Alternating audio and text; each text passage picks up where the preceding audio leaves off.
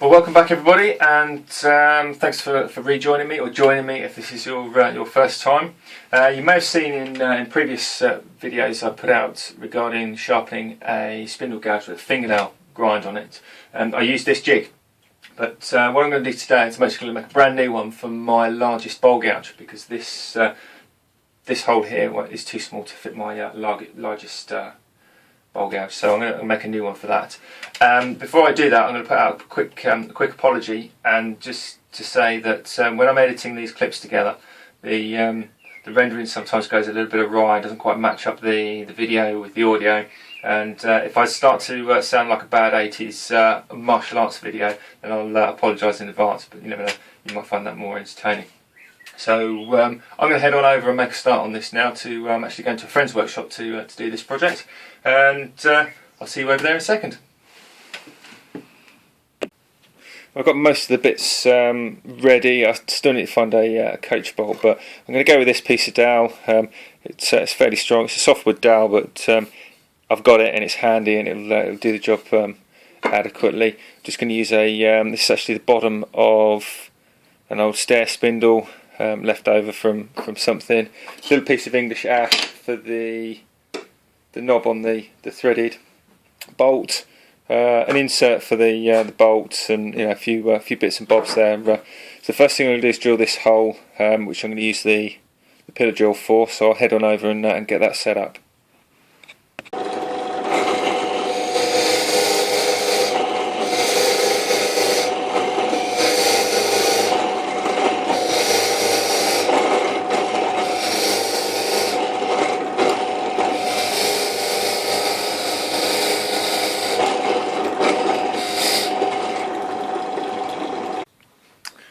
Right, well, I haven't drilled I've drilled a blind hole. What I'm going to do is just trim that off with the table saw square at the end. I was right at the end of the limit of my forcing a bit there, and I didn't, to be honest, want to bottom it out on the pillar drill vise over there. So it's actually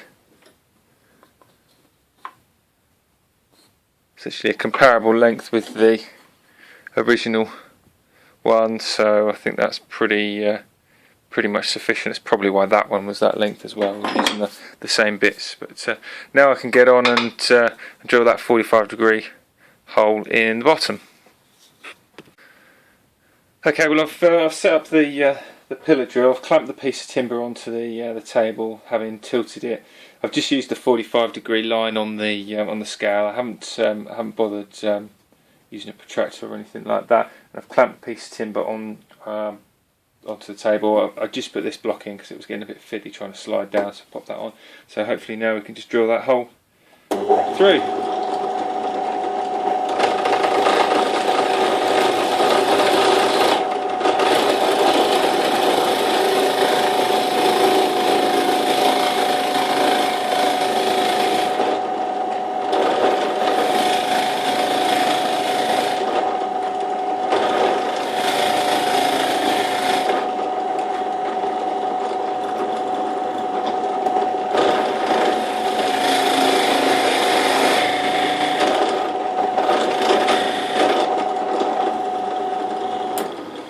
Drop the drill bit down slightly to get through the last little bit.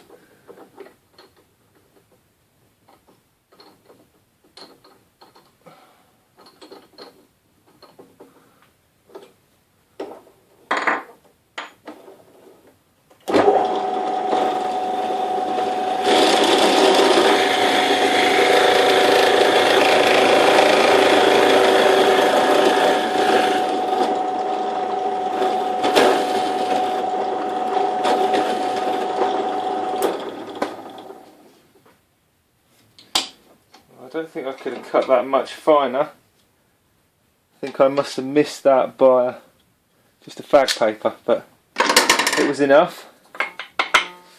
Okay, so let's see how this bit of dowel fits. It's probably going to need a little bit, it's going to need a little bit of shaving off, but it will only need a little bit of sandpaper. I can clean that back hole out. We can move on to putting the threaded insert in. Okay, well I've drilled the hole through.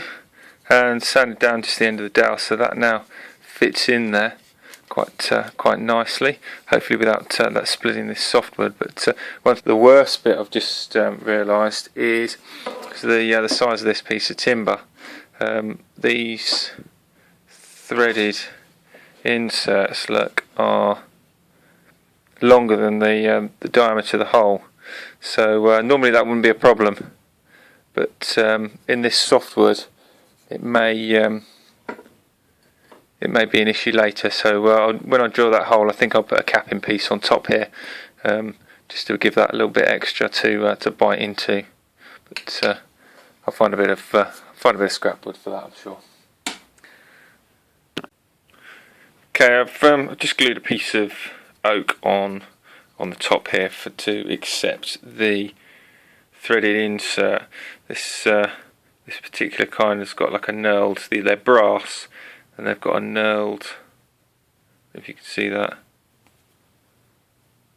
end to them, so they splay out into an 8mm hole. So I'm just going to roughly mark the centre there. Doesn't have to be exact, but somewhere close, just to hold I think that, and then I'll drill that out with an 8mm bit.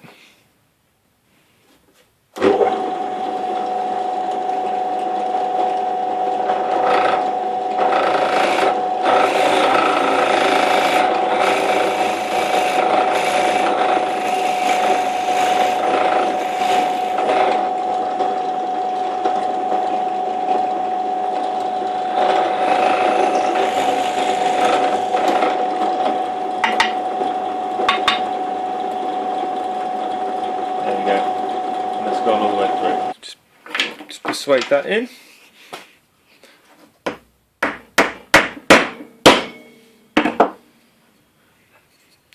Now we can glue in the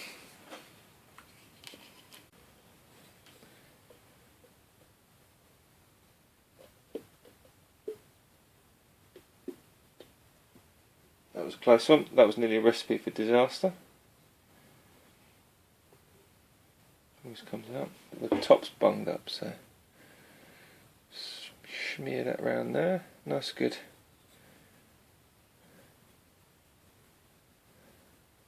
I couldn't find the D4 polyurethane. A bit of wood glue will do the job just as well. Fix that in there. Nice and snug, and then just try and get it so it's vaguely centre in line and not off to an angle.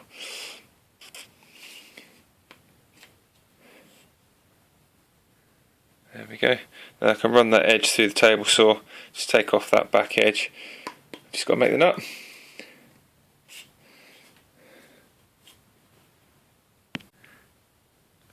Okay, well the threaded insert, because it's slotted and tapered, it's been pushed in by the wood. So I'm just going to run an M6 second cut tap down here. I could just use the bolt and wind it in, because obviously it is soft brass. But just going to run that in, and yeah, you see it's just taken some of the brass out in there, and yeah, that's much better. Okay, so that now fits in there quite smoothly. I can move on to making the wooden section of the turn knob. I'm using just this piece of scrap English ash. It doesn't really matter what size, it's whatever's handy, whatever's comfortable. This piece is roughly 45mm, or about 1.5 inches in British Empire. So I'm going to move on and mark a circle somewhere to the centre of that, which is just less than,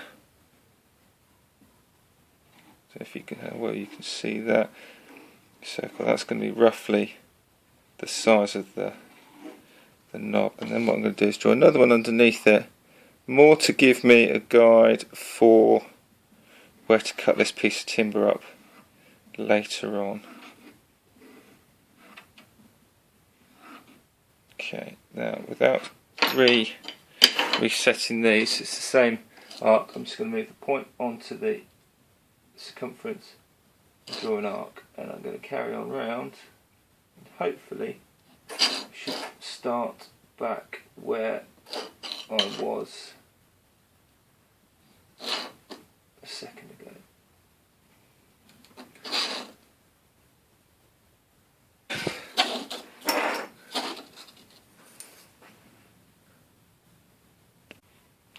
Okay, I've done the first one, I'll just do the second one. Haven't changed the compasses at all. I'm going to pick a point on the circumference and just do a single arc. Then I've just moved that from that first point, another arc, second point, another arc, third point, another arc, fifth, and that should now meet that somewhere close. It's moved.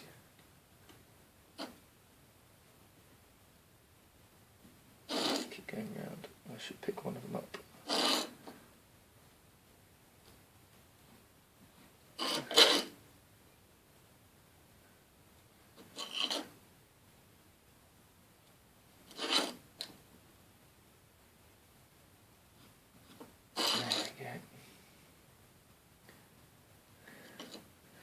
So now I've got two lines, the centre, and all I need to do, that should meet straight away first way round. I generally find that the compasses move slightly. They're not a proper set of draftsman's ones, and this is only, it's not A-level technical drawing or anything.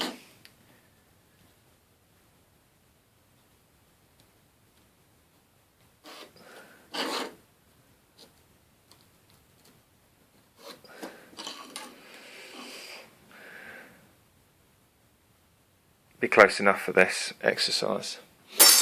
The important thing is I've got the centre.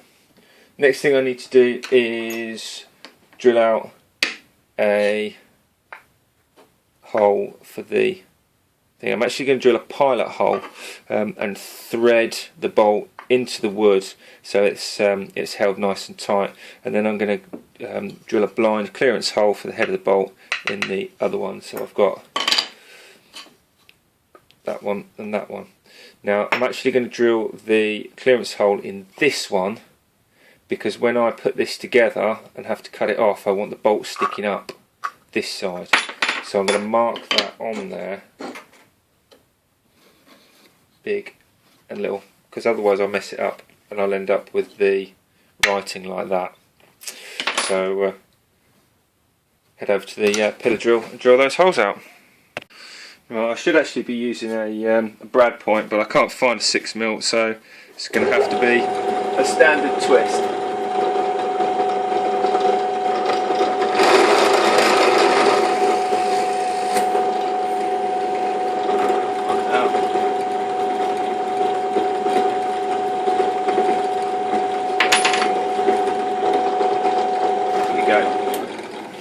Pop that in there and just see it's slightly recessed in that that hole. Anyway, cut that up, cut that off. Want that sandwiched in that way. I need the bolt coming out through the centre, and that's going to fit on there. And then just to make sure that that actually fits in there.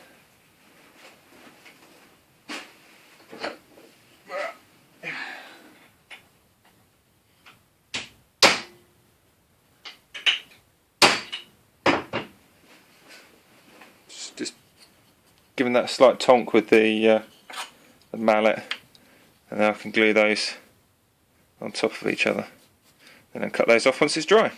Simples.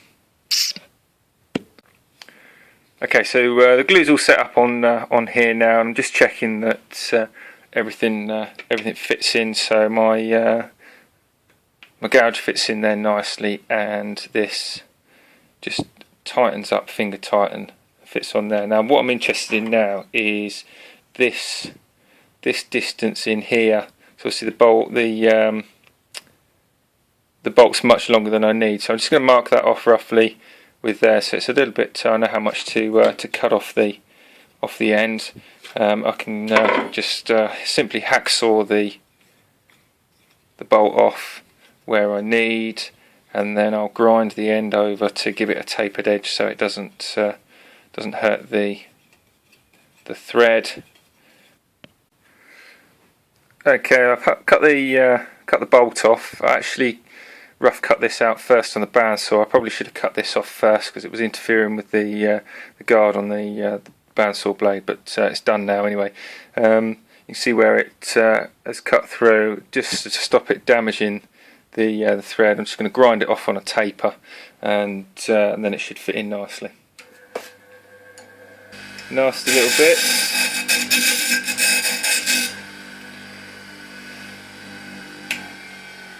Now, don't want to force this in case there's any errors, but yeah, that fits in there quite snug.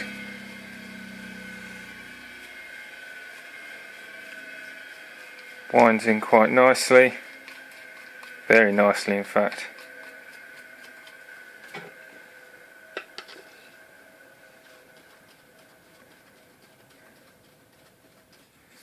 Yeah, it's not too bad.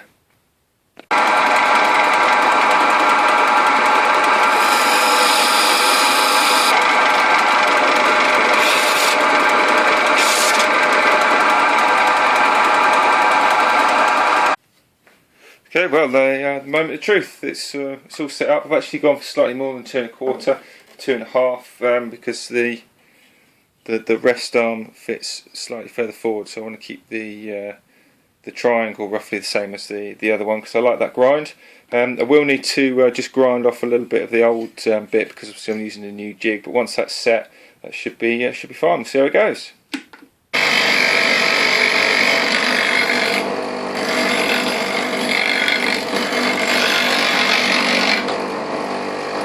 Nice. Well, just to sort of wrap up really. First of all, I think if I ever do a project like this again, or if and when I get another bowl gouge or whatnot, I'll probably make the body of this jig from hardwood. I know I made it out of scrap wood, and that's just what I had kicking around. But I think for the future, I'll probably go with a bit of hardwood and see if I can find some scrap of that. Also, when you're using these threaded inserts, probably a better idea, or even the T-nuts as well, to use 2 pieces of timber like I did here, but actually mount it from underneath and then glue it down. That's just going to stop it from pulling out if you end up cranking it up too hard. Apart from that, it works really well. It gives a nice consistent grind, which is at the end of the day what it's meant to do. Yeah, so not too bad at all. These wooden knobs, I really do like using these wooden knobs much better than the commercial ones. I tend to find after a while the little metal insert in the plastic just wears down, grinds off, and becomes useless. But using a decent hardwood and a decent coach bolt inside there, really you can put some serious torque on there if you're using it for jigs or something like that to tighten something down. Also with these, you're not limited to using just the male. You can actually use the nuts, and just a normal M8 bolt in this case, and you can make little wooden nuts to go around the outside of that and to crank it up. All you need to do is do rather than doing the through hole and the counter bore, start off with 2 counter bores, which are the diameter, or as close to the diameter as the distance between 2 parallel sides. Counterbore that so that the nut fits inside, and then just tonk it in with a mallet to mark those corners, and then if you need to, just pare it out with a chisel. And when you end up drilling the through hole, just make it slightly bigger than the diameter of the bolt that you're using. It just makes it a little bit easier to spin it through, and also gives you a bit of clearance in the glue up if you're not bang on with your counterbore holes. But it does work really well, and let's say you can really crank up some torque on those, and save yourself a packet as well. Well, I hope you've enjoyed watching this video and also the other videos that I've got on YouTube. If you do like them, then please do subscribe. Down in the description or up in or wherever the description box is, I'll put a link to my Facebook page as well, so you can come find me on Facebook, and also for Keek as well, where I tend to hang out during the week. So hope to see you all again soon for the next video, and thanks for watching.